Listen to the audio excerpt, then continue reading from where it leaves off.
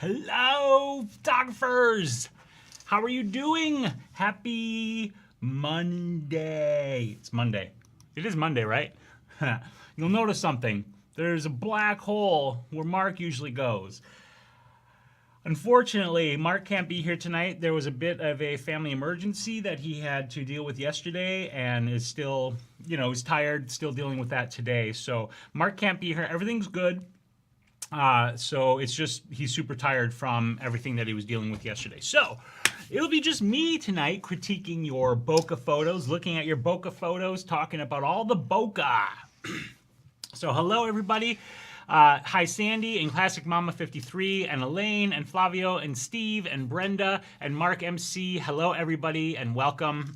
Cheers. Yeah, I should have a glass of wine tonight rather than my bottle of water. But here, cheers.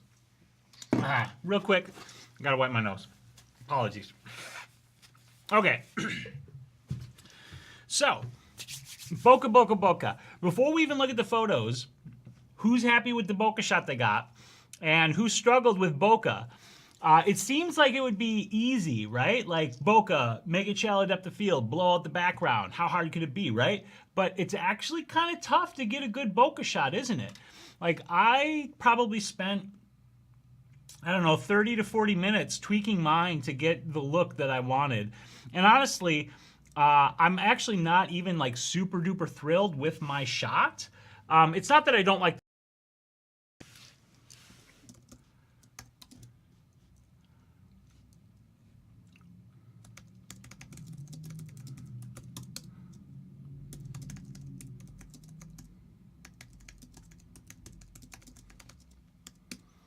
All right, can you guys, am I back?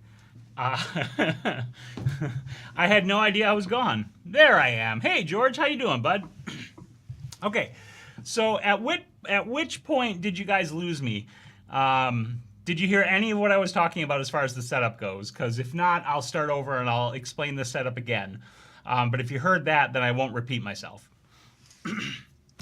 Nope, none. Okay, well, that's great. So, here's how I shot this. From the beginning, let's do it again. I can't believe this. All right. So I set this up, and I used two lights on the background. And the background, to create that look, is this material right here, which is material I got at Joann Fabric. So it's this black material with these little dots on it. And let me switch so you guys can see this a little bit better. And all of these dots are iridescent reflective. So this is like a really perfect bokeh background, which is really fantastic. And there's no Mark tonight, Michael. He's gone for the evening, unfortunately. He couldn't make it tonight. Hey, Cochise Heart, how you doing? So this is the background. So how I had this set up was the background hanging behind the figure, and then I had two speed lights, these two speed lights, in fact, set up pointing at the backdrop. And then I had a third light in the 24-inch gridded Neewer softbox coming down to light up the subject. And I did use a piece of black foam core to flag the light that was in the softbox to keep it from spilling onto the background and washing out any of the bokeh. And the settings for this were ISO 200, 1/250th of a second, and f1.8. The lens I used was a 50mm f1.8 Canon FD lens, which is an old film lens from Canon's film camera days. So that's my bokeh photo. Sorry about that. Ahoy, I love. How are you today? Oh, that sweet Cochise says, just as you said, let's go from the beginning. Okay. Elaine says, personally, I couldn't get real bokeh because of the situation. Had only a 70 to 200mm lens for shooting golfers. But hey, love the challenge and didn't want to share an old photo. No problem, no problem. So let's look at that photo. This is the shot right here. I would say you got some pretty decent bokeh there. So this here is Elaine's photo, and this is Golfer's Luck. And Elaine says, when photographing my son and a friend at a golf competition, I thought about the bokeh challenge and found this simple composition with negative space and blurry depth. This was at 1/250th of a second. Oh, God. I'm just like really doing this well tonight, aren't I, gang? What is wrong with me? Here, okay. You should be able to see the photo now. Hello, CyberDoc. I'm not streaming very well tonight. I'm streaming impaired tonight. Okay. This is golfer's luck. When photographing my son and a friend at a golf competition, I thought about the Bokeh challenge and found this simple composition with negative space and blurry depth. Elaine shot this at ISO 100 at 5.6 and 1/250th of a second. And this was 250 millimeters to get the compression, which gives you perceptually shallower depth of field because you are bringing the subject closer optically to the camera with the lens. And then, and because I couldn't change lenses during the match. So I like this. You've got nice bokeh there. Now, to me, bokeh just means shallow depth of field. To other people, bokeh is like, you know, the bokeh balls that you have in the background, like I got here on my shot, which I went after specifically using that fabric. But either way, you got really nice, beautiful shallow depth of field here. And one of the great things about shallow depth of field is it helps the subject stand out. So here you can absolutely see that. You see the cup, you see the 7, which I'm assuming is the 7th tee. I'm not much of a golfer. And then the 2 golf balls. And then this beautiful, shallow, blurry depth of field background. This nice strip of grass that's also in focus. And then that blurry foreground as well. So all of that creates layers because you have blur, sharpness, subjects, blur. And it works out really well. Despite the fact that, you know, you were in a situation where you couldn't do exactly what you wanted, you still nailed a nice shot, Elaine. And I like that you use the focal length of the lens out at 250 mil in order to get that compression, to create that perception of shallow depth of field. And this is something that people on the internet like to argue about. You know, focal length doesn't really create shallower depth of field. Technically it doesn't, but perceptually it does, and that's the important thing. Perceptually it creates shallower depth of field, and we can use that to our advantage. So why not, right? And this is a really beautiful example of doing that. So very nice job. To others, bokeh is a dirty word. I don't get all worked up about stuff like that. I think some people do. And I think some people get too obsessed with bokeh, just like they get too obsessed with ISOs and noise and whatever else. To me, obviously, it's more about the joy of photography. So I don't care to get caught up in all of the faffing about that some people do getting obsessed with things. But that's just me. Ooh, Sandy did a really nice job here. All right, so this is Sandy's shot, and I mean gutter dirty. I like the shallow depth of field used to perfection. I agree, Mark MC. Yeah, it's very nicely done. It is shallow depth of field. I think it is used to perfection, like you said. It's really very nice. Sports shot and bokeh in one, Cochise. Yep, exactly. And I had 2 balls as bokeh, right? I mean, you've got. If you look into the background here, you can see bokeh, you know, the bokeh balls, as it were. So you got it there. It just so happens that your background is principally green, and so there's low contrast back there, which means those don't stand out quite as much as they do, like in my shot or in Sandy's shot, where you have greater contrast, which allows that bokeh balls to stand out. So for Sandy's shot here, let me just find her details. Here we go. Sandy's fake wedding bokeh, she says. This was shot with the Sigma Art lens. This is 20 millimeters at f1.4, and it's 1/100th of a second in ISO 200. And this is elegantly done. Like Brenda said, Trey elegant, right? This is very, very nice. The lights for the bokeh in the background work out beautifully. That's a classic example. Using fairy lights or Christmas lights or anything like that can create a beautiful bokeh look in the background. And the bride and groom glasses as a subject also work really nice because they allow that bokeh to shine through, and you've got the bridegroom text, which gives you something to look at and engage with on the glasses. So I think this is really beautifully executed. I also like the edit you did on this, Sandy. I like how you gave it a bit of a cinematic feel by sort of flattening it out and crushing the blacks a little bit.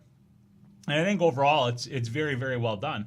Very nice. Yep, very classy. I agree. Love the festive atmosphere it creates. I agree. I think you captured that feel of the wedding, even though, as you said, it's your fake wedding.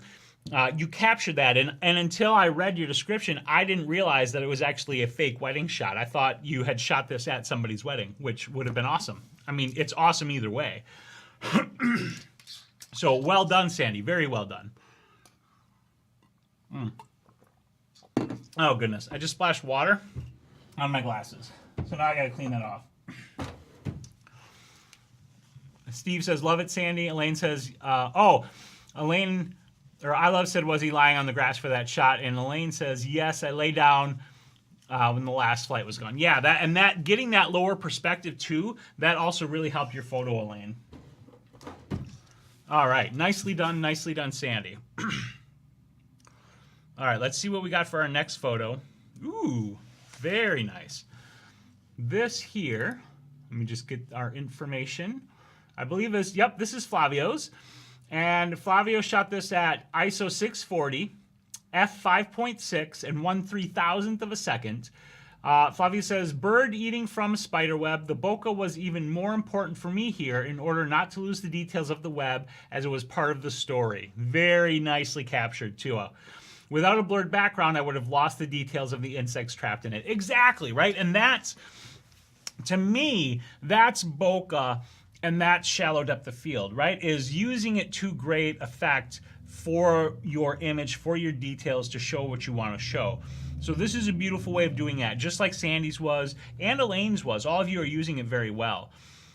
So this is great. I love the spiderweb detail. I love the bugs in there. I like how you did this compositionally. I would maybe like to see a little bit more over on the right-hand side of the frame, because the bird is looking off in that direction. The beak is pointing in that direction. All of the energy and motion in this image pushes you off in the direction of the right edge of the frame, and it ends pretty abruptly there. I don't know if you cropped it down from that, but if you didn't, I'd like to see maybe a little bit more over there and a little bit less on the left-hand side behind the bird, just to open up the front of the frame a little bit more in front of the bird. But aside from that, I think this is really fantastic. The sharpness and the detail in the bird is great. I love the gnarly look of the whatever that is that the bird is perched on. And again, the details in the web are great. Your exposure is fantastic. Needed to crop because there was a dirty branch. Okay, got it. Is it a branch that you could have photoshopped out? Because if possible, photoshopping out might work in your favor and allow you to open that back up if you wanted to. But yeah, it's beautifully done. Again, the detail, the fact that you've got a nice sharp eye on the bird and that you've got that beautiful background behind it, it's just beautifully done. Really, really nicely done. And I love the gnarly details of that branch. It's really, really, really good. All right. That's tack sharp. Exactly. Yeah, Cochise Heart, these are super sweet. Dean. Here we go. All right, let me find Dean's info here. Only know how to use Lightroom. Okay. Yeah, in Lightroom, it would be a little bit harder to remove that branch. It could be done in Lightroom, but Lightroom doesn't do nearly as good a job as you could do in Photoshop. So I totally understand the limitations of that, Flavio. And like I said, it's still a very, very wonderful photo, beautiful photo that you already have there. Okay, in the chat, the link just came up. I do need you guys to vote on the next theme. So the voting link is in the chat. It's shp.photo/vote.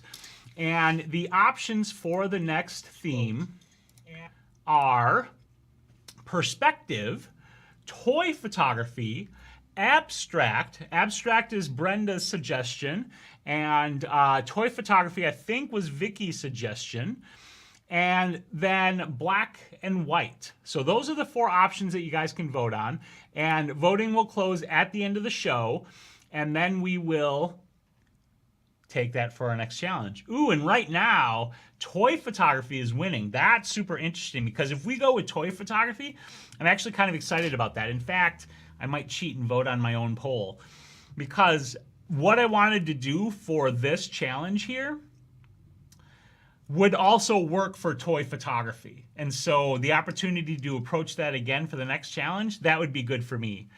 Well, I just refreshed it and black and white was not winning, but let me refresh it again.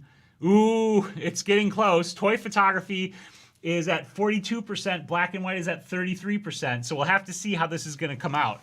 But go vote, go vote, go vote. I can't see the poll if I follow the link. Huh, let me try the link in a different way. At Elaine, try this link. Okay, try that link, Elaine, and see if that works for you. Hopefully it does. It should work. I don't know why it wouldn't work. Do toy in black and white with perspective. There you go, Steve. Okay, I got to refresh one more time and see if you guys have voted it up any differently. Ooh, toy photography is at 46% now, and black and white's at 31%. Yes, for toy photography. Awesome. All right. Toy photography for the win. Abstract toys, right, Brenda? Sandy wants toy photography too. I need a challenge, Brenda says. Toy photography, I think, would be a really good challenge. I think it could be a lot of fun to do toy photography, because to take a subject like, like something like this, and then make a cool story and a photo with it, that would be super fun. And that's what I wanted to do for tonight's show. The photo that I got for tonight, like I said, I'm happy with, but it's not what I wanted to execute. Oh, I don't think it's too easy, Brenda. I think it could be pretty cool. Okay, Elaine, try this. If you're on the iPad, when you're on my YouTube channel, go to the community tab. Let me show you what I'm talking about. So here's that link. And when you go to my YouTube channel, oh, well, now that's weird. They don't have the community tab here. Okay, they don't have it on my, yeah, so vote later. Or if you go to the YouTube app, and then when you go to my channel, you can see the community tab. Brenda, George says, I have a train with a square wheels. Does that count as an abstract toy? Toy president photography. Okay, Brenda, I don't think toy photography will be too easy. I really don't. In fact, I'm excited for toy photography because I think it will make for some really cool and really fun photos. Anyway, let's take a look at Dean's photo here. Dean says, this is Toby. Let me see. Let me make sure I'm reading the right info. Yep, this is Toby, my willing victim, shot on the Nikon D810. This was 50 millimeters at f1.8 and 1/320th of a second. The studio strobe at the right is at 1/16th power with a grid. And then the background is Christmas lights, right? Just what I was talking about before. And this was all shot in the small home studio, and then black and white conversion done in Lightroom. So this is a pretty cool shot. And Dean also apologized. He said he can't make the live chat, but we'll catch up later since it's late in the UK. So again, another nice concept, but face nor eyes in focus. I think they are in focus, but I think it might be the processing and that the entirety of the image is a tiny bit soft. So hold on a sec. I'm going to look on my bigger screen so I can, I'm not sure how big the image is, but I'm going to look on my big screen so I can zoom in all of the way. Save, just a moment here. Yeah, the eyes are in focus. I'm not sure perceptually why it's coming through as they look not in focus, but when I'm looking at it here, zoomed in, there's definitely good detail in the eyes, and I think it caught there. So yeah, the light is spilling and it makes it look a little bit out of focus. Yeah, this is very true. Matt. Yes, Matt, there is a link to submit. Here's the link to submit. I'm putting it in the chat right now. Okay, there it is right there, Matt. And welcome, by the way. So yeah, I think it's a little bit of the lighting that's making it look a little bit soft. I like the bokeh in this shot. I kind of wish there was more of it. It's a little bit spread out in the background. And it's effective and it gives the effect that we're looking for. But I think it's less effective than if you had like a wall of it behind, like I did in my shots. Or if it was used a little bit more not strategically, I don't think that's the right word, but a little bit more, like if we go back to Sandy's shot, it's this band, so it kind of serves as a path for your eye to flow and follow. Whereas with here, it's more of the background, but it's a little light in the background, and so it feels kind of spotty to me. I like the effort, but I think bunching them up closer together and creating a more dense background, and then maybe coming in for a tighter headshot, it could have had a bit more of a dramatic effect. Or it would be fun to kind of wrap the lights around and have some in and have some out and whatnot like that. But despite that, it's still, I think, a really nice shot. I do like the lighting. I think pulling the lighting around a little bit more and letting a little bit more fall over on the other side of his face would probably help with that perceptual sharpness. Good night, Elaine. Thank you for joining and hanging out as usual. Very much appreciated. Back to Dean's photo. I do like it overall, but like I said, the background and I think bringing that lighting around a little bit more, I think those two things would add a little bit more oomph to it, tightening up the bokeh and making it a little bit more intense. So nice work, Dean. I've seen a lot of your work and I really, really like it. And I think just a little bit more refinement on this would take it up even more and make this an even better shot than what you've got here already. Hello, Rick. How are you doing today? Welcome, welcome, welcome to the show. All right. Who do we got next? I believe this is Brenda. Yeah, this is Brenda's shot right here. Excellent, excellent. So let's take a look here. And one of my hobbies was fishing before I discovered photography, Brenda says. I am both amused by the bobbers left in the brush and amazed at the artistry left by a disappointed fisher person. I love the fishing line in the photo. This was taken with Brenda's D3500 with the 70-300 lens. And this is at ISO 200, f6.3, and 1/125th of a second. And this was focal length of 300 millimeters. So this is very nice. I really like what you captured here, Brenda. This is a really great story. The fishing line tangling up, the way the bobber's dangling down, the way this branch arches in here. And I like that you left that negative space off to the left to give this frame some openness to it and to also give some context, because we've got that beautiful shallow depth of field. You've got a nice bokeh here, but it also helps give context and put us in the environment, which is this wooded area. So I like all of that. I think your exposure is very nice. I think the bobber is, it's not overexposed, but it is like just a teeny tiny bit bright, and because it's white, it's going to reflect the most light in the shot. And because of that, it's a little tiny bit bright. And if you did shoot this in RAW and you are messing around with Lightroom or other RAW processing software, taking the highlight slider and bringing it down a little bit to just bring the brightness of that bobber down a hair would be very nice. Okay, not RAW, which is fine then, which is fine. I still think it's really, really nice. The only other point that I would make is that if we do look at this, you can see that there's a little bit of blur from either camera shake or from the branch trembling. I'm not sure which one it might be, but I did notice that your shutter speed was 1/125th of a second, and your focal length was 300 millimeters.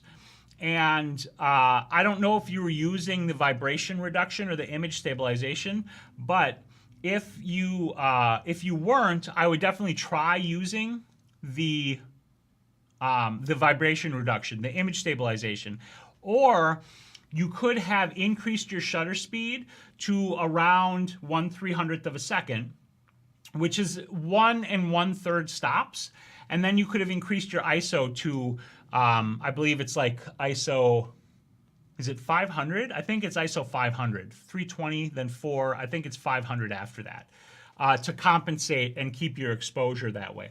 That way, at 1/300th of a second, you're more likely to not get the blur from camera shake if it was from camera shake, or a little faster if you needed. But that would be like the kind of minimum level that you want to get to. A baseline is having your shutter speed at 1 over the focal length in order to ensure that camera shake doesn't show up in your image. Yeah, faster shutter speed and higher ISO. Exactly. That's right, Brenda. That aside, like I said before, I love this because you captured a really beautiful story. You use shallow depth of field to great effect in this image. That bokeh looks really nice. And the capture is fantastic. The detail of the fishing line all wrapped around that is exquisite. It's very much like what, whose shot was it? Flavio shot with the bird and capturing the detail of the spider web. You have that similar kind of detail here, Brenda, and it's a very nice capture, and I think it's really excellently done. All right, I got to see where the voting's at. Let's see where the voting is. Toy photography is still winning. Toy photography, yes. Okay. All right, let's pop over to the next shot. Ah, this is Melissa's shot. Excellent, excellent, excellent. Okay, so let's see. Let me find it. Here we go. Got a candid shot of Steve shooting. This was shot on the Z6 with the Tamron 70 to 200 millimeter G2 lens. This was at 200 millimeters, the focal length. Yeah, that's Steve's got a monster lens on there for sure. So Melissa's lens was at 200 millimeters. The settings were ISO 200, f3.2 and 1/1000th of a second, and she adds nice creamy bokeh. And indeed it is. You got amazing bokeh there. And what's great about this is, and this isn't a criticism, but this is just pointing out like how shallow the depth of field can get, right? Because if you look at Steve, his ear, his beard, his glasses, and his eye, though hidden, are in focus. But then you look at the front of the lens and the lens hood, and that's already falling out of focus. So she's dealing with a plane of focus that's, you know, maybe, what, like 5-6 inches wide at the most. Like it's a really pretty narrow area of focus. And capturing all of that in and leaving that fall out in the lens is really great because the important parts of this are in focus, and I like that. By the way, Steve, I like that hat. That's a pretty slick hat. I do like also that division that Cyberdoc mentioned, which is you've got the bush, the reddish bushes down below, just below Steve's lens, and then you've got all of the greenery up above and behind, which gives some layers to the shot as well, and I like that quite a bit.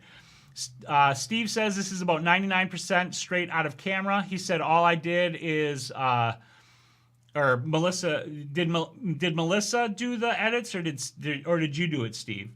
But what was done, Steve says, is dropping the blacks and adding the vibrance, and that's it, which is really nice. Like this is a great environmental sort of candid shot. She hasn't got that far yet. Okay, gotcha, I follow.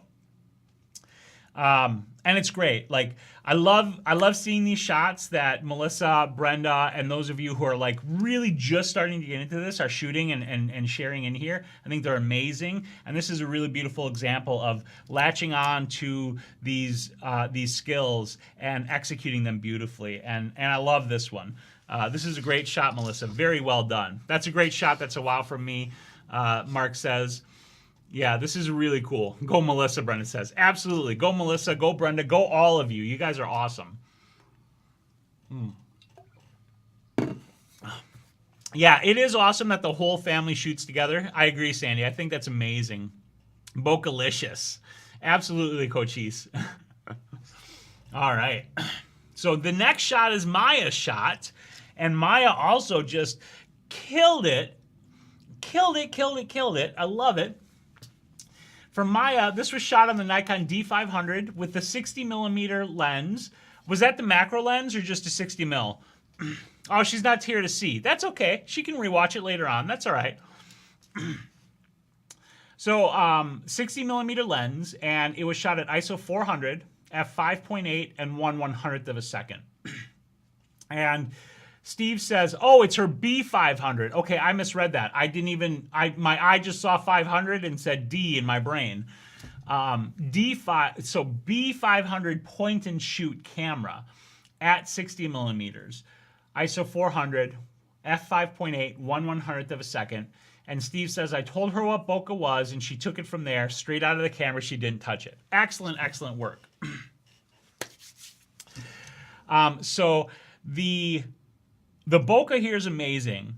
The color of that background is amazing. I love that there's some light shining through, which is also really, really wonderful. And what I love here is this illustrates beautifully that as much as having big cameras and lenses makes for amazing bokeh, you don't have to have big cameras and lenses to get amazing bokeh. This was a point and shoot, and this is executed brilliantly to capture that beautiful shallow depth of field, to capture that bokeh. So bravo to that. Steve says she was smart enough to dial in exposure compensation for the bright background. She's learning so much at 9. I love that. I love it. I love it. I love it. The one thing I would add is bringing it down for the background is right, is smart. You don't want to blow that. And if she is starting to edit Steve, then what I would suggest is showing her about bringing up the exposure after the fact a little bit to, and I'm assuming she shot it in JPEG, so I understand the limitations there and all of that stuff. Whenever she's ready for it, I was going to bring up the shadows, but she said don't touch it. Okay, cool. I respect that. I totally respect that. What I would like to see is a little bit more brightness in the flowers itself. Bringing those up a hair would just make them pop even more and make it even more beautiful. But that being said, it's still a very beautifully executed shot. I love her perspective getting down. She has used your Z7. Oh, dude, next time she's using your Z7, you got to take a quick, whatever, it's a phone shot, I don't care. I just want to see her holding the beast and taking some photos with that, because that's just amazing. So take a shot and message it to me or something, because I gotta see it. I gotta see it. Very nicely done, Maya. Please tell her that I love what she did, and I love how she grabbed this and just nailed it. And do tell her that if she wants to get to editing, I'd love to see her bring up the flowers a little bit, so the purple's just a little bit brighter. Pop up the saturation hair on those purples as well. Make those flowers really pop. I will for sure. She's always excited. Excellent, excellent. Okay, so we had a couple of questions and things to cover. So number one, Elliot says, hello. Side note, did you hear Apple announcement today about the ability to use the iPad Pro with SD cards, external hard drives, and go directly to Lightroom Mobile? I did, and I can't wait. I'm so excited. I'm so excited that I almost want to install the beta on my iPad. Almost. I'm not going to put the beta on my iPad because it's a beta, and this is my production iPad, which I need to work consistently. So I won't be running the beta, but I want to, because I'm so excited for the new features coming to the iPad. Like, I'm super duper excited for that. Let's see here. Steve said, okay, hello, Rick. Hey, guys, what are the proposed topics for the next Photo Blab? So we'll cover that again since you're here, Rick. Steve says, my son now wants a camera, trying to figure out what to get him at 6 years old. Thank you, CyberDoc. Well, here's an opportunity, Steve. What you do is you get Maya something like a D3400, and then give your son the B500 that Maya is using, and that becomes his camera. She gets her first DSLR, and the whole family can share the lenses, and you're good to go, man. That's what you should do right there. And you could probably pick up a 3400 body for like $300 or $400. All right, let's see where the voting is at. Ooh, black and white made a little bit of a gain there. It's 45% toy photography, 35% black and white. I'm still pulling for toy photography. All right. So, real quick before we move on to the next photo, I do want to take a moment and just say that if you guys want to show any support for the channel, I would greatly appreciate that.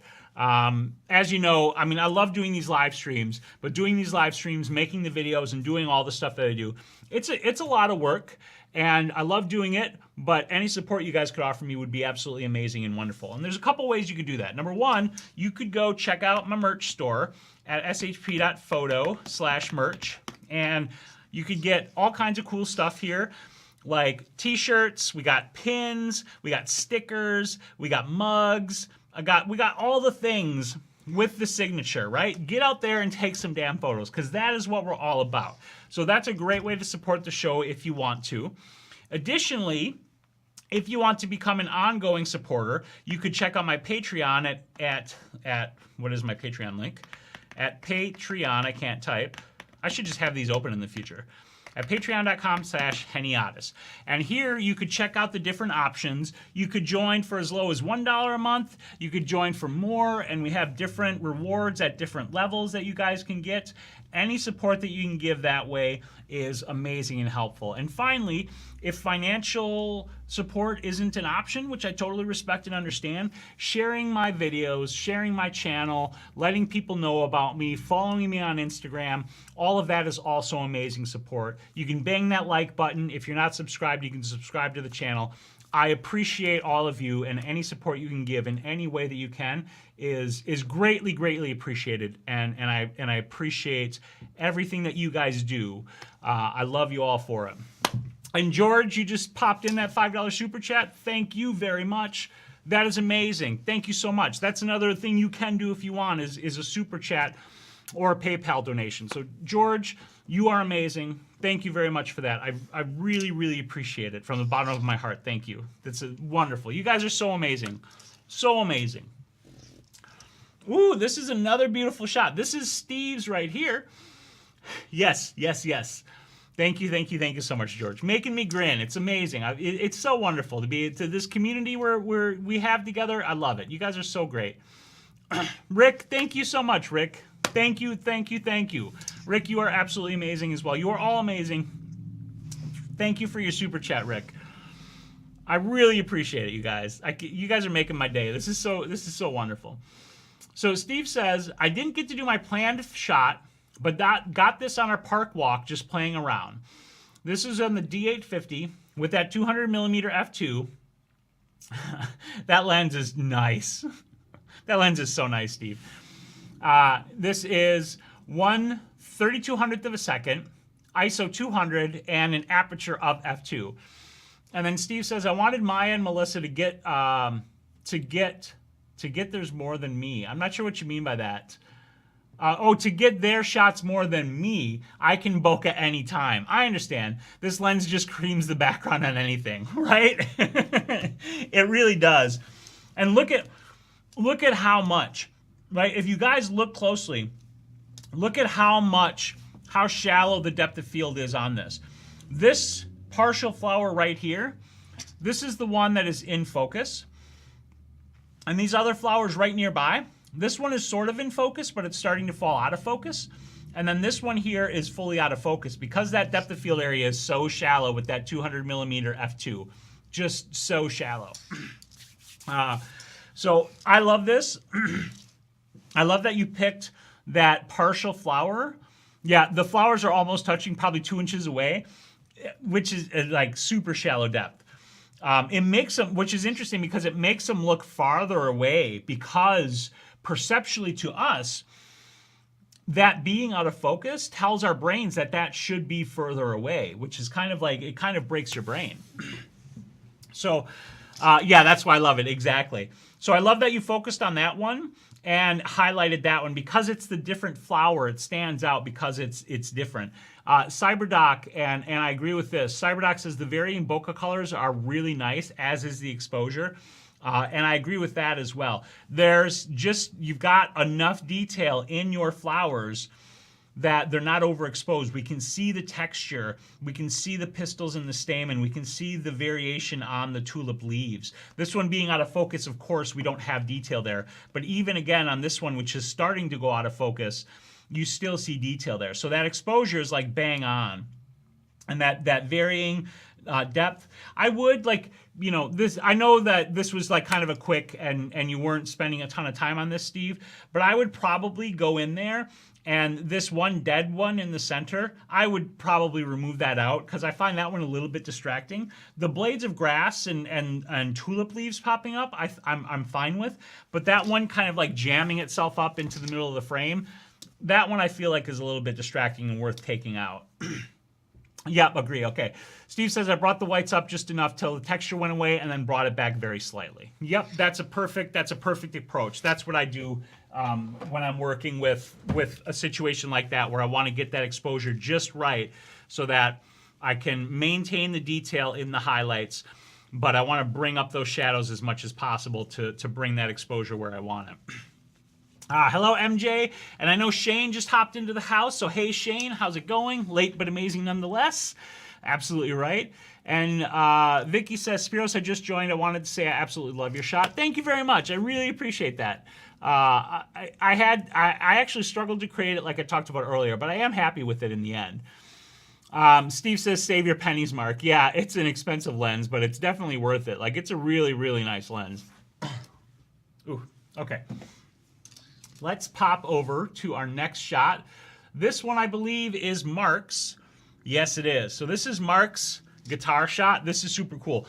I love this one, Mark, because you took a different approach and used a different play on depth of field here, and I love that. I love seeing it when you guys all come in with like different approaches and ideas. So what we have here is this was taken on a tripod with the Nikon D7200 on a 50mm lens, and this is another thing that I love. This was shot at f8. F8, 1/160th of a second in ISO 100. And then an off-camera flash was shot, and then Lightroom for the black and white conversion. So, right, F8, which is a smallish aperture, but still shallow depth of field. And it just goes to show that shallower depth of field is not all about a giant wide open aperture. That is certainly part of it, but it's also about camera to subject distance, and it's about subject to background distance and these different things that you can control and levers that you can pull essentially to create depth of field. Can't get an f2 lens or whatever, you can still blow that background out by bringing the camera super close to the subject. And this is a beautiful example of that. So, Mark, I love this shot. And I think the black and white conversion is really appropriate for this too, because it really allows us to focus on the details and the texture here. I love the, I don't know what the proper term for it is, but the hole in the guitar. I love the rings around that and the darkness right there, because that really pulls my attention into that area. And then the strings running over the fret and the fret wires, the fretboard, it's really, really fantastic. Exactly what you said, Cyberdoc. Love the textures on that fretboard and the fret wire. It's sort of like railroad tracks. Yeah, it's absolutely wonderful.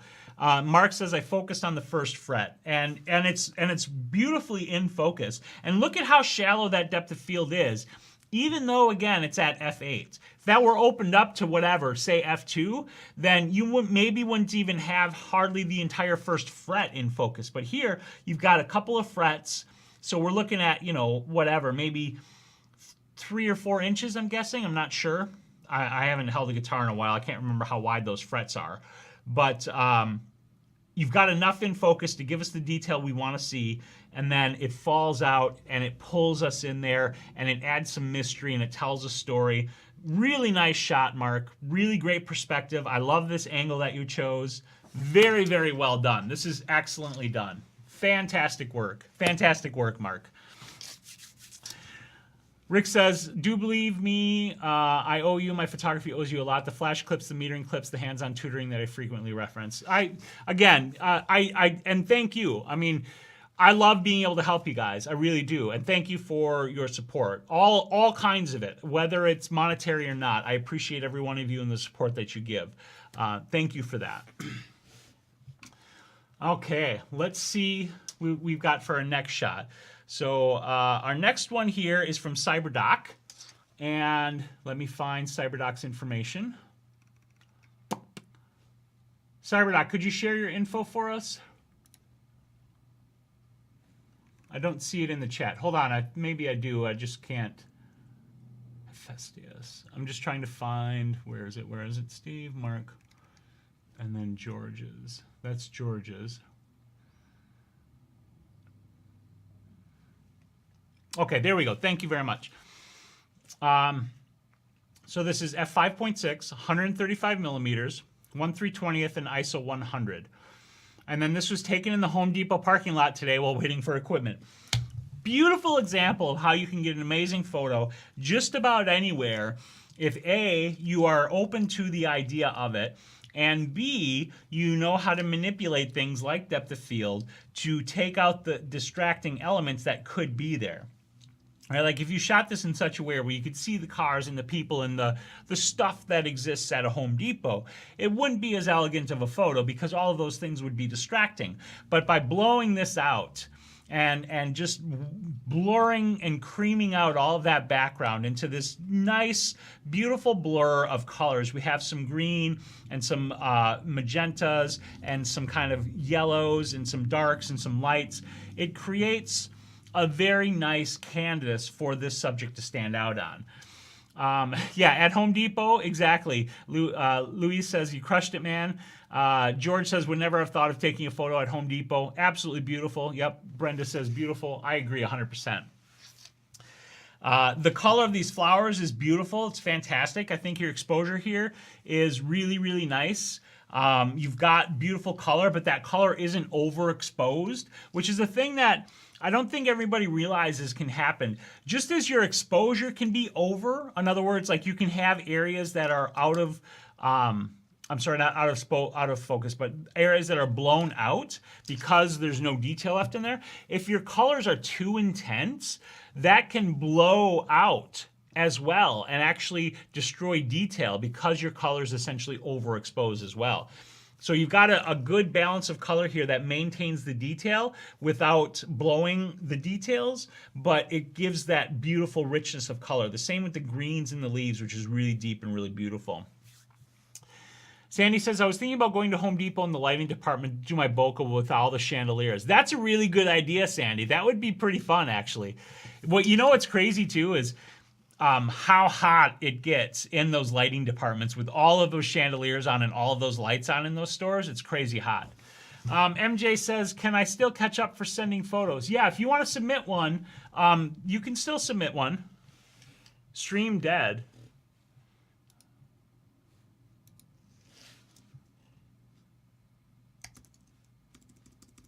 Stream.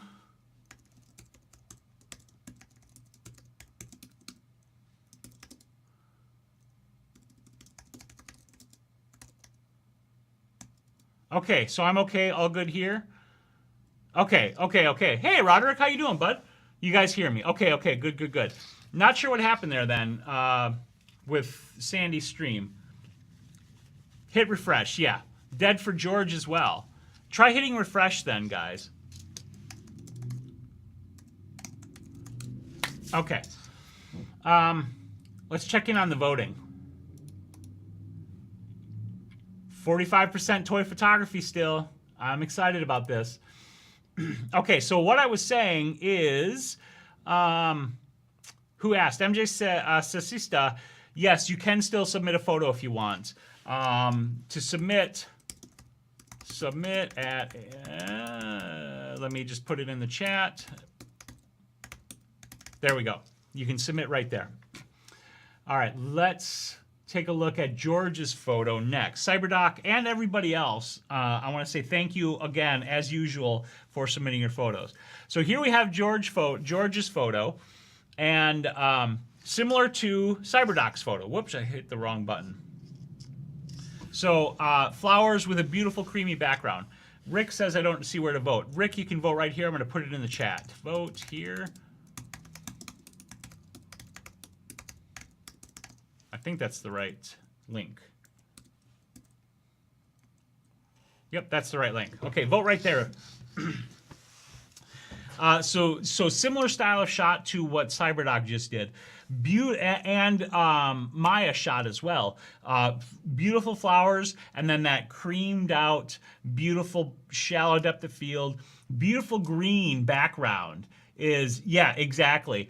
The blowing out the whites in flowers like this is really easy to do. So not losing that, George, in your photo is really well done. Exposure on stuff like this, it can get quite tricky. you know, like with Maya's, she was managing that background, and so she brought that down to manage that, and she could bring up the flowers a little bit, but she was managing her exposure in this way. And here you have to keep an eye out for blowing those whites on the flowers, because those are easy to lose there. So nice job managing the exposure on this, George. I like your composition on this. You know, we've got a lot of focus on the flower here. You left some headroom, which gives us some room to breathe in the shot. And that green in that background is a beautiful contrast for the flowers themselves. I like that you picked out this flower here. I don't know if you picked this one out on purpose or not, but I like that you showed this one here that has a little bit of damage to that leaf. I find that petal, I'm sorry, I find that little bit right there a beautiful bit, because we have this idea that flowers are beautiful and perfect, and they are, but at the same time they have flaws to them. Same with this one down here, because, you know, stuff happens in nature. And so seeing that helps break us out of the pattern of seeing a flower and recognizing it as a flower and just sort of appreciating it because it's a flower, making us looking at the details a little bit more, because it breaks our brain pattern of just kind of saying, oh, this is a flower. But the colors also are just absolutely amazing. I was just trying to hit the center of the bunch. You still nailed a beautiful shot. And my wife is a huge fan. Yeah, we're exactly, CyberDoc. We're all slightly damaged flowers. Exactly. That's a beautiful metaphor for life, isn't it? We're all just slightly damaged flowers. Cheers to that. I had to take a drink. So, very nicely done, George. I like what you did here. Again, I love that green color. I love that you have some of the closed flowers and some of the open ones, just like CyberDoc did on his. It's a very beautiful shot. One of the things I love about this time of year is the amazing colors that we can get in our photos, because we have that beautiful light coming from the sun. Everything's in bloom, so we have all these beautiful flowers and all these beautiful colors to work with. And you guys have captured a lot of those colors amazingly in your photos tonight, and I love seeing those. All right, this one here is looking for the information. Aha, this is Cochise Hearts, perfect. So this was shot with the Canon 6D, and oh, George, definitely don't think of it as a payoff for the compliment. Like, I genuinely, you know, believe all of the things that I said. I wasn't just saying, I don't just say what I say to be nice. You guys know I want to encourage you. So yes, I do want to point out the positive things in your shot. But when I see things that I think could improve your photo, I do want to share those as well. Because if I don't show you where you can improve, then what good is it, right? So it's about both of those things at the same time. And it's never about tearing you guys down. Of course, you know that. So Steve says, I love the muted look of this. I agree. He totally lies to me, Shane says. All right, this was the 6D with the Canon 50mm f1.2 lens. Cochise Heart shot this at ISO 100 and 1/640th of a second, and I'm guessing at f1.2. And then this was a fisherman I shot shooting some street photography. Yeah, I love the mood of this one as well. Natty nice. Yeah, nice, natty nice, Rick says. I agree. It's got that vibe to it. And I think the subdued colors and the grading that you did work out really, really well. This is a beautiful shot. I like that he's in focus and the pole is in focus. I think that's really important, because if you had him in focus, but the pole had fallen out of focus, it would break the story a little bit. So that being in focus, I think, is really important. And I love that you captured this moment of him intently working on, it looks like I'm not sure what he's doing, maybe tying a lure or something on there, or trying to fix the string or something. Whatever it is, I love that you caught the intensity in his concentration here. And then that use of shallow depth of field, again, helps set him off from that background really nicely. And the fact that the colors in this image are more muted, and they're not entirely monotone, but they are a bit more monotone, had you not been shooting the shallow depth of field, then you'd lose him a little bit more into that background because it would be in focus and it wouldn't create as much depth and it wouldn't separate him as much. So this is a beautiful use of that. The thing that I would change here, if it were my shot, is to take the time to Photoshop this post or whatever it is out. You know, it's kind of the classic post out of the head thing. And it's not the worst because it does fall out of focus, but because it does break up the sky and because it's a dark thing that shoots right up out of his head, I can't help but follow that up into the sky. Yep, I was going back and forth on the post. Yep, I agree. Like, taking that out would make a huge improvement on the shot. And the thing is, the shot is already great. And taking that out is just going to elevate it to even better because it will completely tell the story without those distracting elements. You could even, if you wanted to take it a step further, this to me isn't absolutely necessary, but if you wanted to take it a step further, you could also remove these other two fishing poles that are falling out of focus in the background. They don't detract from the story too much because he is fishing. Those are more fishing poles that all connects. However, removing those is just going to cement our attention on him and his concentration and the act of him fishing and what he is doing, which is, in my vision of this at least, of me looking at this as a viewer, that's what it feels like the story is that you're trying to tell, is him and his story. So those are background elements I'd consider removing in addition to that pole to really focus the story on him. Thank you, Cyberdoc. He said he was hoping to catch dinner for the night. Yeah. Cyberdoc says, I'm thinking the story is he's running out of time to catch a fish before it gets dark, so he's rushing to bait the hook. Yeah, I see him running all three poles and baiting the first one. Right, and that's why those poles are okay, in my opinion, because to me, he's working them all, but because they are out of focus, removing them, I think, would again help elevate the image a little bit more because all of our concentration will be with him on what he is concentrating on.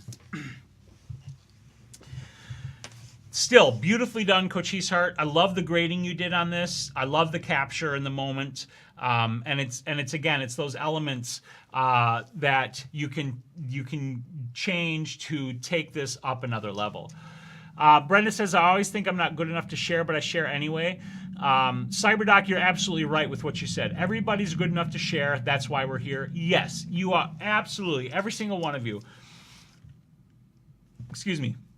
This is about, and you guys know, right? And I've said this before, but I still like to reiterate it because sometimes we get new people in here, and it's worth letting everybody know that this is meant for all of us to learn and grow and improve together. And we all deserve the ability to do that. And every one of us is good enough to share our photos and learn from each other and grow here. It's about improving, and it's about enjoying and growing in this thing that we all love together, photography. So yes, we are all here and we are all worthy of sharing, and it's amazing. Okay. This here, we have Damon, and all we have here, I'm not sure whose photo this is. We have settings, but no other information. So if you'd just like to share a little additional information, yeah, Coach Heart, you nailed it. Started last week, or been shooting for 20 years. It's absolutely for everyone. So the settings we have on this are ISO 100, f4.5, 1/200th of a second, and this was shot with a focal length of 33 millimeters. And and this is again, I'm not sure who shot this is. So the shallow depth of field that is achieved here is very nicely done. But this is one where I definitely see some additional room for improvement. If we are meant to be looking at, hello, I'm not sure how to say the last part, Kant Yi. It's quite all right if you're a beginner. We're here to learn together. So if this is your photo, here's what I'd suggest. To me, based upon your shot here, the subject are these leaves right here and the branches and this tree right here. And if that is the subject, then this, I think, was shot a little too wide. There's a lot of negative space here, and sometimes negative space adds to the image, but sometimes the negative space takes over the image. And one of the problems with this is that there is this person here, and even though this person is out of focus, our brains know that that's a person riding a bike, and because we're human beings, we are instantly attracted to other human beings. So despite the fact that the person is out of focus as part of the shallow depth of field and the bokeh that you captured here, they're still pulling attention away from your principal subject, which is these leaves and the branches here in the foreground. So with a 33 millimeter lens, if it's just a 33, like a 35, or if this is a zoom lens, that changes a little bit your ability to maybe change your perspective here. But in my opinion, what you would want to do here is come in much tighter on your subject of these leaves, something like this, and maybe even widen it up a little bit and move over to show even more of the leaves, and then let the background be the context to show off the subject of these leaves, which have beautiful detail. They have really nice color, and your exposure of the scene is really nice as well. So all of those things are done really well. I just think compositionally, you should think about what you're shooting and really focus on that element. It's like what I was just talking about with Cochise Heart shot and the other shots where I've pointed out things that distract. You need to think about the story you're trying to tell, the subject you're trying to highlight, and remove all elements from your composition that don't add to that subject. So excellent job on capturing the bokeh and the shallow depth of field. Just think about your composition a little bit more and highlighting the subject and then using that depth of field in your favor rather than just capturing depth of field going on here in the background. So very nicely, very nice effort at capturing the depth of field there. Shane says, you'll always be better than the stuff I shared, Brenda. Some of my stuff is craptastic, but the gang always has good things to say. Craptastic, right? You're welcome, Kant. I'm very happy to help and to share and give suggestions.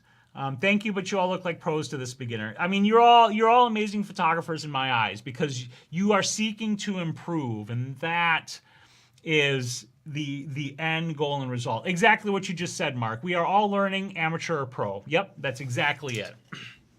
So let's move on to our next shot. Oh, this is nice. This is nice. So this shot here, I'm not seeing any information on this photo. Let me see.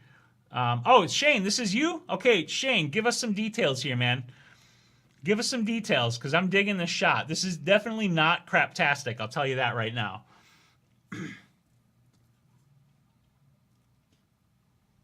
Music Man, absolutely. Okay, I'm just waiting for the details. I'm also looking at the next few shots we got coming in. All right. So while we're waiting, oh, here we go. 50 millimeter lens, f1.8, ISO 10,000, and this is a super cool shot. Okay, I love the bokeh you captured here.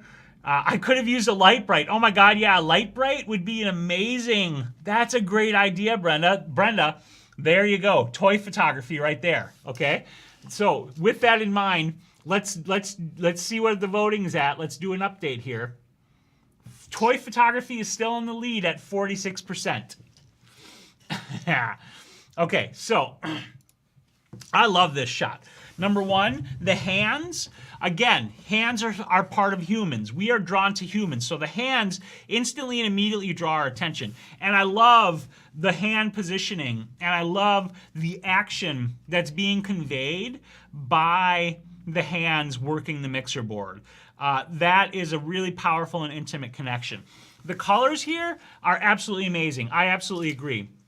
We got the light bright is perfect. This is wicked cool. Cyberdoc says. Rick says, love the colors, love the subject. I want to call it Get Down Tonight. Yeah. We get some Casey and the Sunshine Band playing, right? Get down tonight. Get down tonight. I'm probably going to get this video yelled at now because I used somebody else's lyrics in it. But, right? Do a little dance. Make it a little love. Get down tonight. Get down tonight. I love that song. This is very cool. Brenda says, Mark says, I love this. Love the colors on the shot. Vicky says, absolutely. This is amazing. You're singing with me. Excellent. Get down, get down, get down, get down, get down tonight. Yeah. Ooh, ooh, ooh, ooh, ooh. I am a horrible singer. Going to start breakdancing, Coach Heart says. That's awesome. All right, Steve says, what I've told Melissa as she begins shooting, get one thing right at a time, focusing composition exposure. After getting those, you can do what you want. Focus on what you got right, learn rest. Exactly, right? And that goes back to, like, with Kant's photo. Capturing the shallow depth of field, nailed that. And if you have that understanding, then you can move on to the composition, and then you just build on these elements.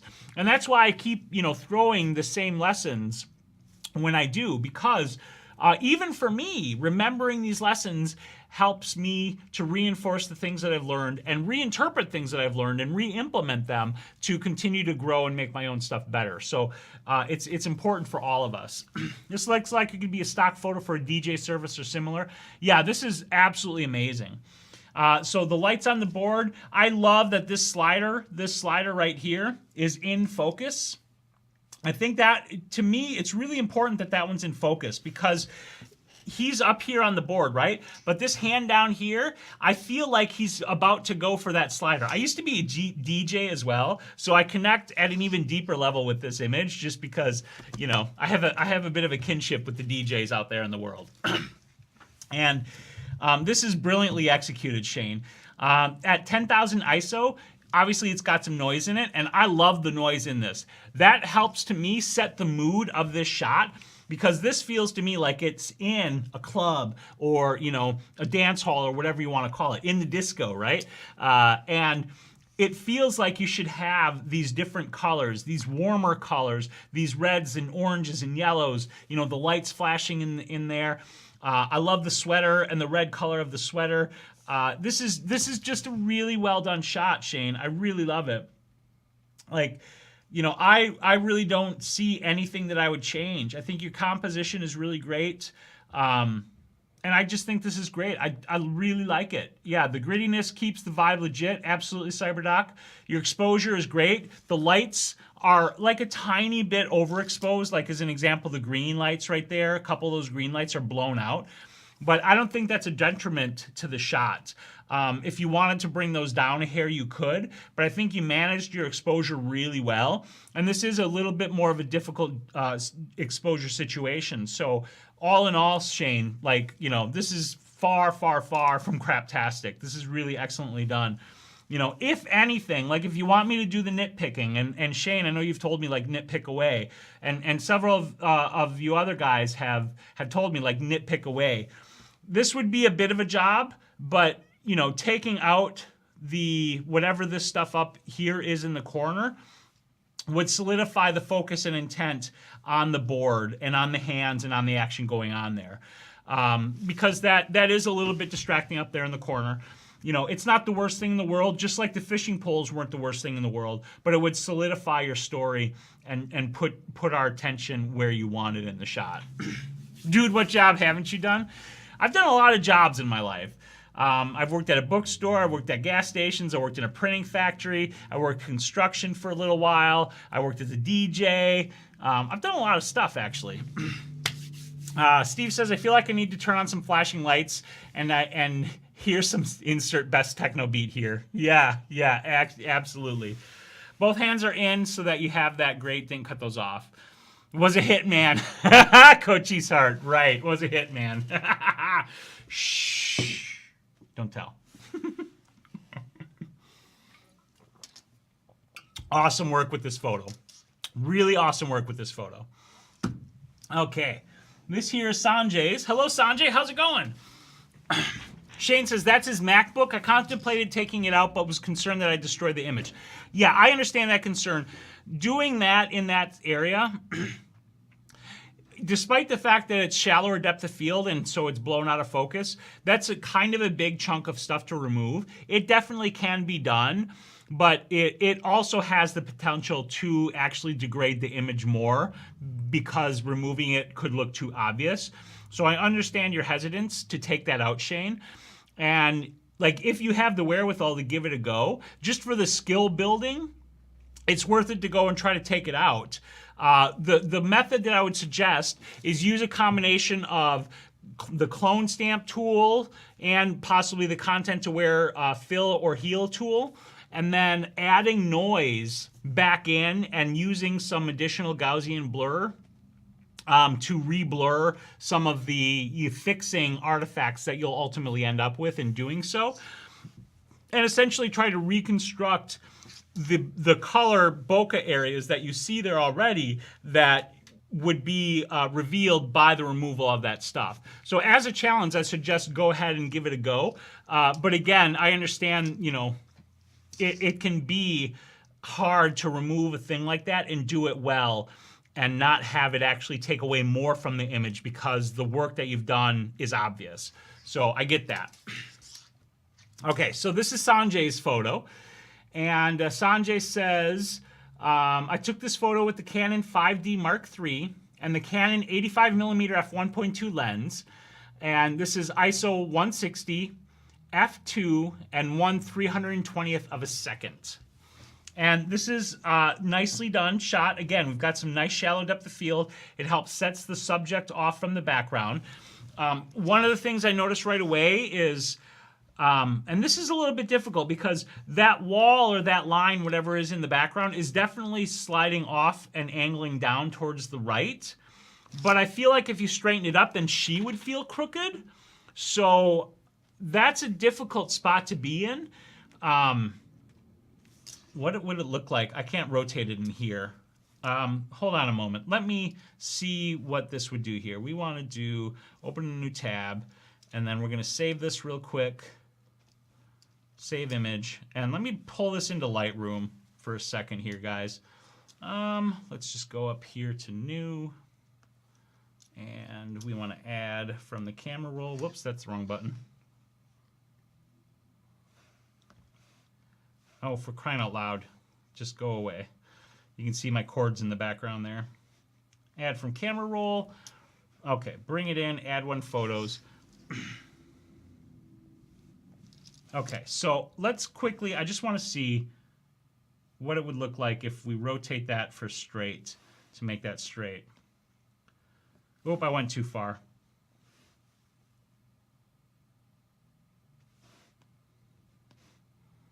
Yeah, I would definitely straighten it. She doesn't feel too crooked, so I would definitely take the time to straighten that line out, Sanjay. I think that improves the shot because that slanting line, that angle, that motion takes you away from your principal subject, especially because she's also looking in that direction.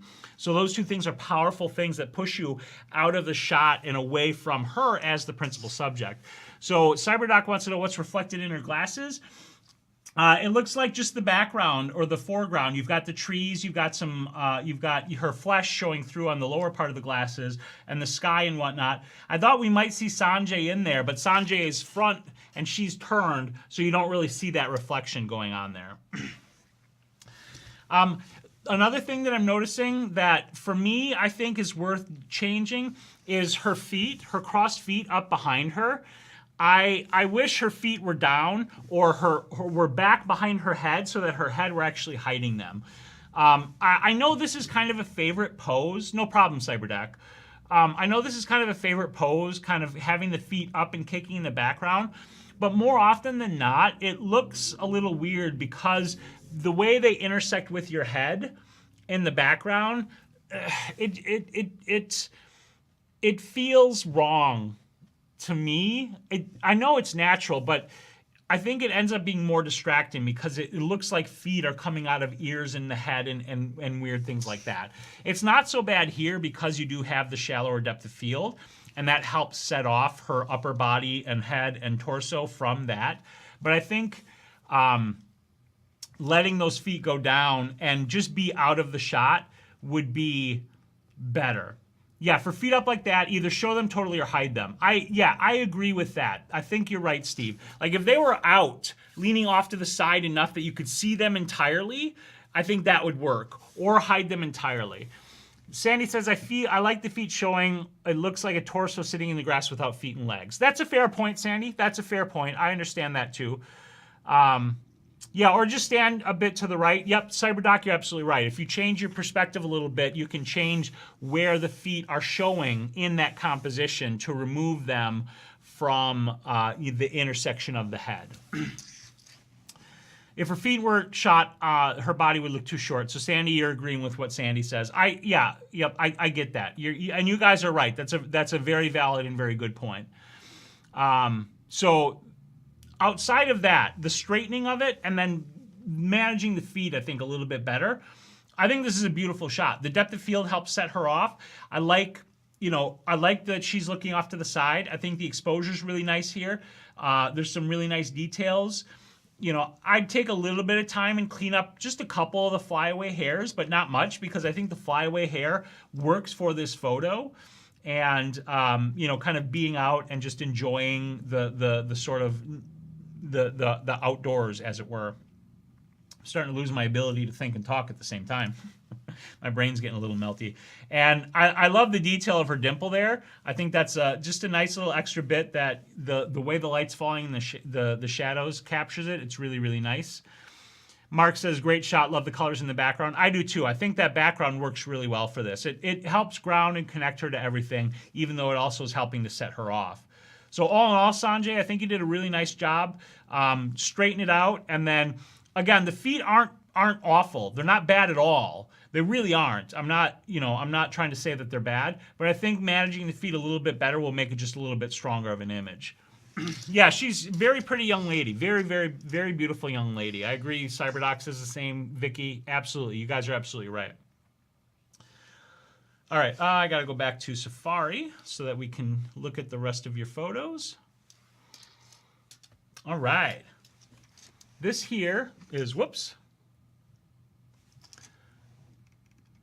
Okay, this here says we used my Tamron 180 millimeter macro lens for this one. Not a great shot, but I didn't know what we were doing until today. 1/100th, ISO 1/1000th of a second. I'm sorry, ISO 400 and f3.5. So here's the deal. Like, oh, this is yours, Vicky. Okay, gotcha. Yeah, I think it's a fun shot. I like the cat, and I like the fact that it's covered with like the cobweb, the spider web, and all the bugs and all the stuff. It gives it a grittier feel. Yeah, it's cute and whimsical, exactly.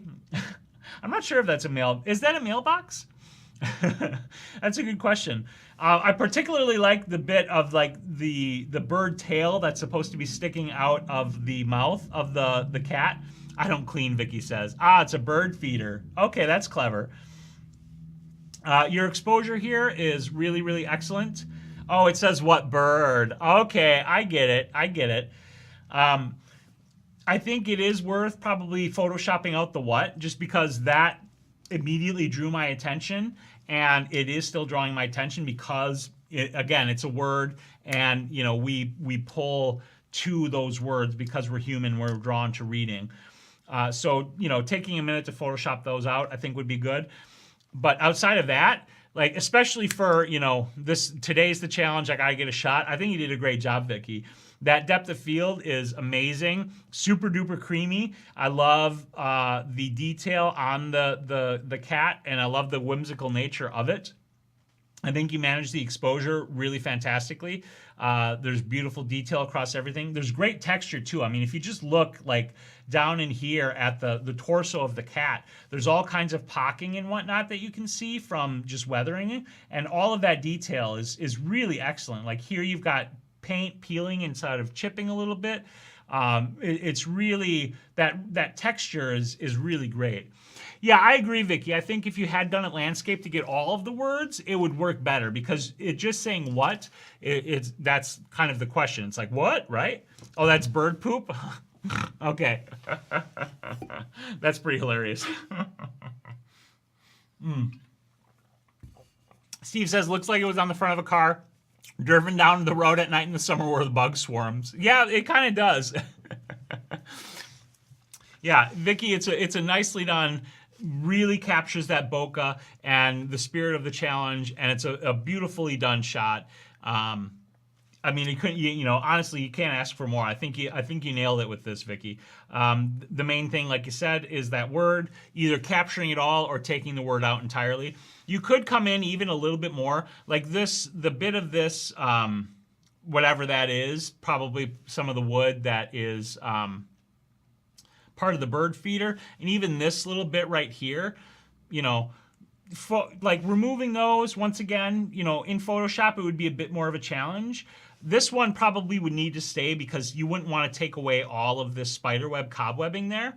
But this other one here, this little bit on the side here, I think it would be worth taking that little bit out. Just coming in on the crop, I think would be fine. But that's like a small detail, and it doesn't break the shot, of course. I think it's really well done.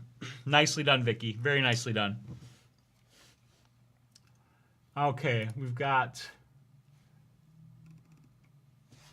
a photo that doesn't want to load. So let's try to reload this here.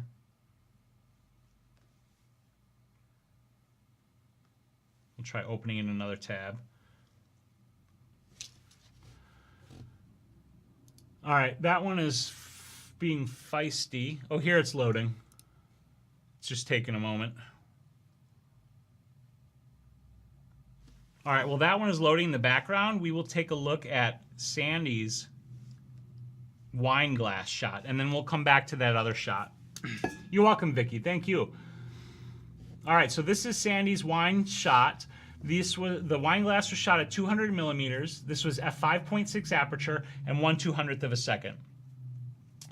And Sandy, I think you nailed it.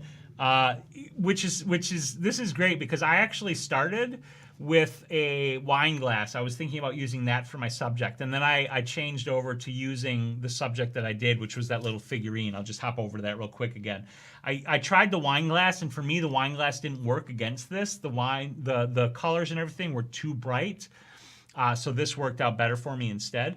I love the darker background that you have. If it were all black, of course, we wouldn't even notice the shallow depth of field because it would just be all black. But the fact that there's some color and variation in that, the reds and the yellows that are kind of dispersed around the background, I think it's really beautiful. You've captured a really nice depth of field. And I do also like that you have the wine bottle in there, but that the wine bottle is set back far enough that it falls enough out of focus that it's not pulling too much attention away from the wine glass, but it gives us enough context and it shows the scene. Sandy says, my husband looked at me funny when I carried a glass and bottle of wine downstairs and said I was just taking pictures. Right? Yeah, like I do that crazy kind of stuff too sometimes where I'm grabbing like tin foil out of the kitchen or wacko stuff for taking photos, but my wife is used to that kind of weirdness by now. Yeah, I like the cut glass too. The details in that are really beautiful. I think you could get away with taking out the corkscrew and the cork itself, because just having the wine bottle and the glass there is enough to tell the story. But I don't think having it in there is the worst. The main reason I find it distracting is because aside from the label on the wine bottle itself, the cork is one of the brighter things in the shot. So it's pulling, both of those things are kind of pulling attention in that direction.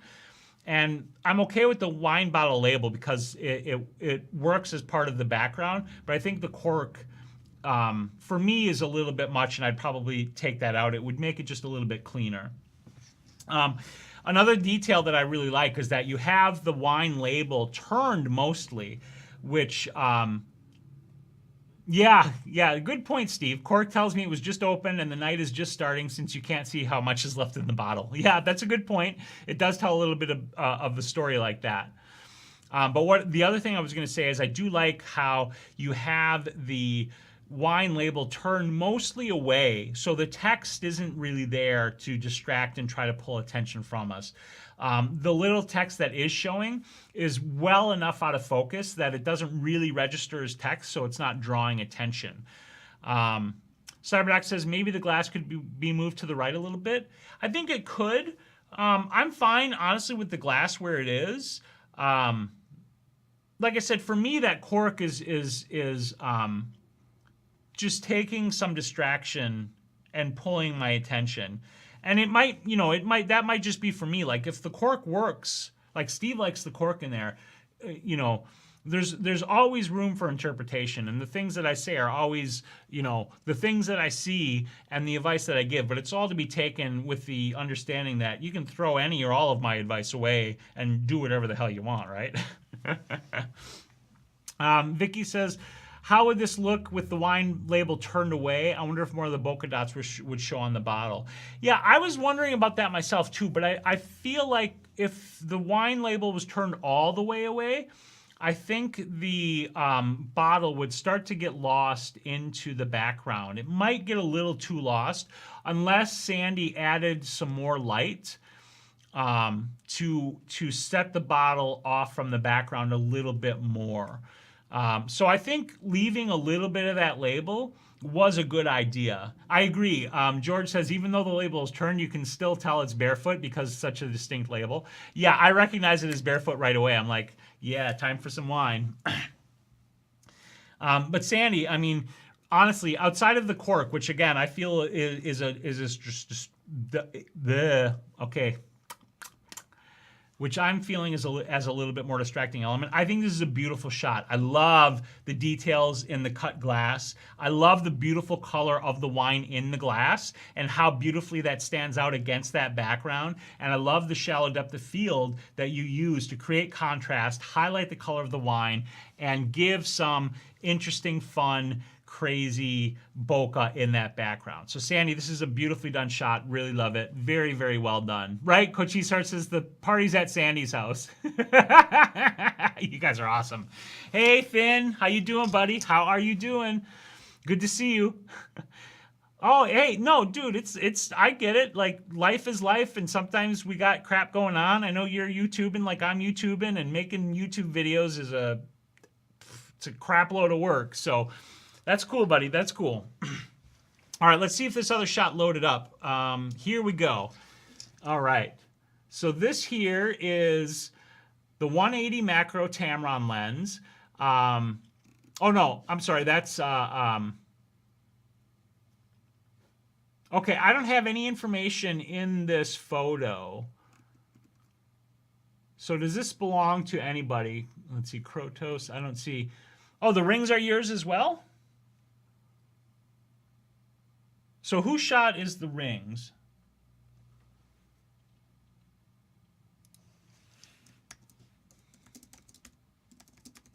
Hey Jeff, how's it going? Just trying to figure out whose this shot is. George says, don't think you would have got the same detail if it were a darker red wine. I agree. I agree with that, George. I think the lighter wine is a good choice for that shot. Ah, okay, this is yours, MJ Sasista. Thank you. Okay, excellent, excellent, excellent. So it was raining outside, and I wanted to shoot, so I tried to shoot indoors, so I just grabbed any items my subject. I want to do macro shots, but my lens was just a 50 millimeter. I mean, I think you did a beautiful job with this. Yeah, I was wondering the same. How are they balanced? Because the fact that they're standing up like that is really well done. I can't tell, but it looks like little dabs of something might be holding them down, like sticky tack or something. Either way, I love that they're standing up, and I love this arrangement, and I love the central ring with the diamond is, oh, it was glued. Okay, clever, clever, clever, clever.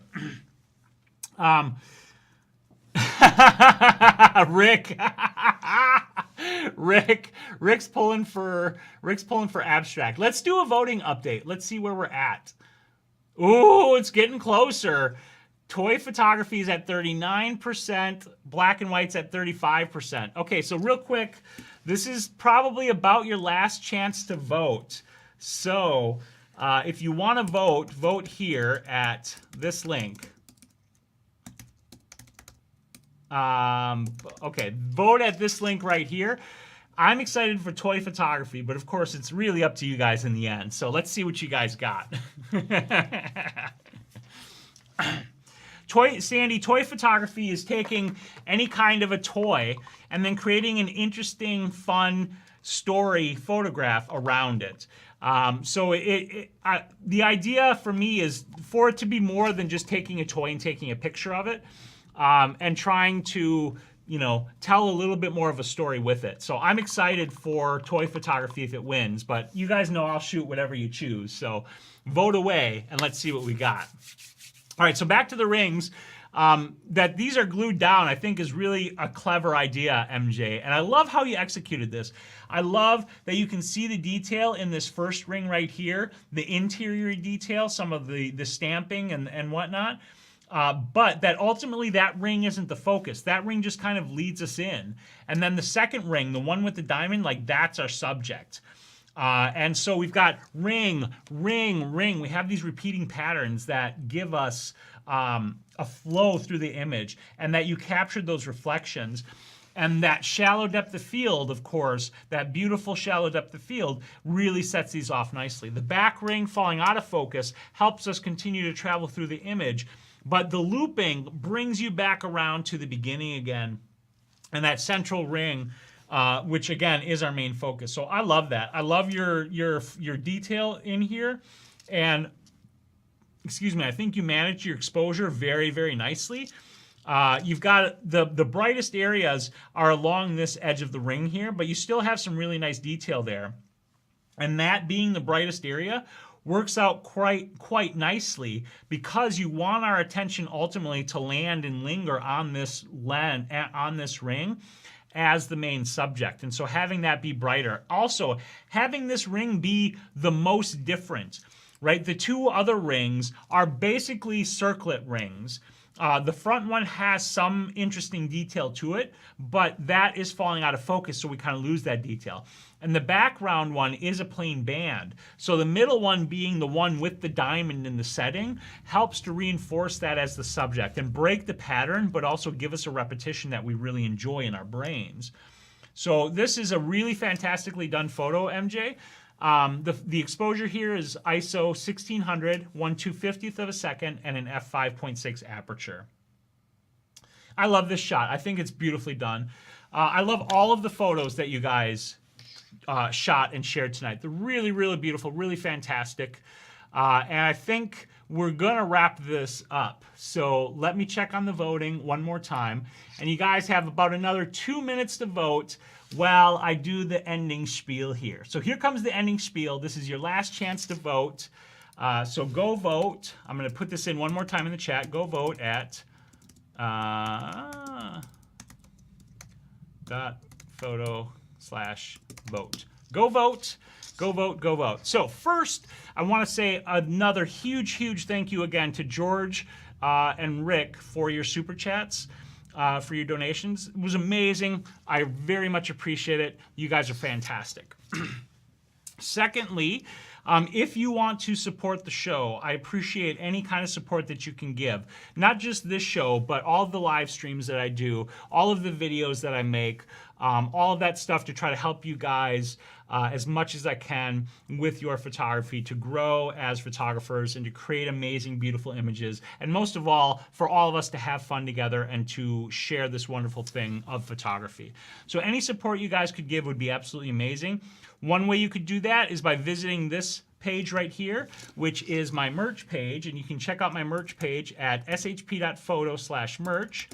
I'm going to put that in the chat. And anything you grab there, that all goes to support the show, so that would be amazing. I got to get myself a phone case because I have one of these OtterBoxes, which is nice, but it doesn't really flash my colors, so to speak. So I should maybe get one of those. You could get stickers and pins and totes and shirts and a coffee mug. I think you coffee drinkers out there might enjoy the mug because you can just show your photo pride right there just like that. But anything here would be an amazing support to the show. You could also, if you wanted to be a regular supporter, join my Patreon. And you could do that for as little as $1 a month. You could go up more if you want, and there's some really cool rewards along the way. Any support that you might want to give there is amazing. And you can check out my Patreon at this link right here. I'm going to put that in the chat as well.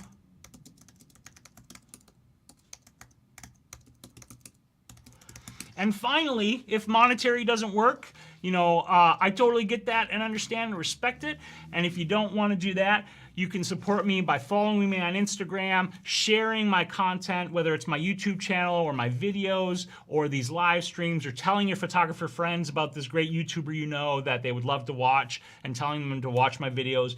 Any kind of support that way by sharing my stuff is also greatly, greatly appreciated. So whatever you can do, I appreciate it, and I appreciate all of you very, very much. I want to thank you all for taking the time to hang out here with me, to share your photos with me, and to allow me to take the time to talk about them and share my thoughts and things on them. So let's take a look at the challenge, see what the voting has landed in on, and see what we're doing for next week. So PhotoFin says, for the next challenge, I'm going to do a shot of a toy that's abstract, black and white, and shot with a cool perspective. Now that is going to be like the quadfecta, Finn. If you can pull that off, Finn, then I'm going to give you monster props. Coach Easthart, I got to definitely grab a hoodie. That would be amazing. Do what I do and show up on all the things and harass Spiros. Yes, yes, please do. Show up on all the things and harass me in all of the places. I love it, right? Keep me from editing on Fridays. You guys are winning at that. Oh my God. Okay, we have a problem here, guys. We have a problem. It is a literal dead heat in between toy photography and black and white. 35% each. Those are the tops. So what are we going to do here? We need a tiebreaker vote on this. If you haven't voted, you have to go vote now, because we got to break this tie. Oh my God. We got it. Well, if we have to, we'll do both, but if we can't get a tiebreaker vote in the next minute or so here, then what we'll do is we'll split these into the next two challenges. We'll do exactly what Sandy just said. So you got another moment to go vote. I'm going to refresh this in a second, and if this is the end, then that's where we're at. All right, so let me just see what you guys have to say in the chat. We should do a live at ClickCon in 2 months. Yeah, absolutely, we should. Which, again, a reminder, by the way, I am going to be at ClickCon in Chicago teaching several classes and just hanging out and having a good time with a whole bunch of other photographers and models and other amazing people. So if you are anywhere near Chicago and you want to go to an amazing photography conference, you should absolutely check out ClickCon. Just do a Google search for ClickCon and you'll find it. I think it's just, let me actually just Google it up for you guys. Where are we at? ClickCon. Here it is right here. So clickcon.us, I'm going to be here teaching. There's going to be a whole bunch of other amazing people there teaching. It's going to be absolutely fantastic.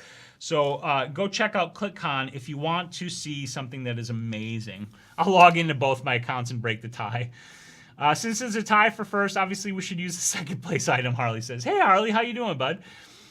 All right, so this is it. I'm going to refresh, and if it's not broken, we're just going to do one and then the other. Oh, we got it. We got a tie break. We got a tie break. Toy photography has won. Toy photography has won. So that is the next challenge. And if you guys would like, we will do black and white after toy photography anyway, since these were such a dead heat. Or maybe I'll put black and white in the next voting pool and you guys can vote on that. But next challenge is toy photography. I'm excited to see what you guys come up with for toy photography. So let me see your shots. Next Monday, of course, will be a regular open share. You can share whatever you want, new or old photos, and we'll have a blast and learn together there. But outside of that, one more time, I want to say thank you to all of you for being part of this and hanging out with me. Thank you to Rick and George for the super chats. You guys are amazing. And all of you have a wonderful, wonderful night, and make sure, or day, depending upon where you are. Noisy Mama, I have not done reflections. Vicky, I have not done reflections. Okay, I'm going to start a note here. And next challenge for voting, we are going to have black and white. We're going to have reflections. So those will be two of the options to vote on, and I'll come up with two more. You know what my vote is for next time. Okay. All right, this is it for Real Guy. Thank you everybody so much. You guys are wonderful and amazing. Have a wonderful evening or day or week or whatever. Don't forget to join our live stream on Wednesday when Zara and I will be talking about business. Goodbye, everybody. Get out there and take some damn photos. Yes, it is due on June 17th. That is absolutely right, Sandy. June 17th. The theme is due June 17th.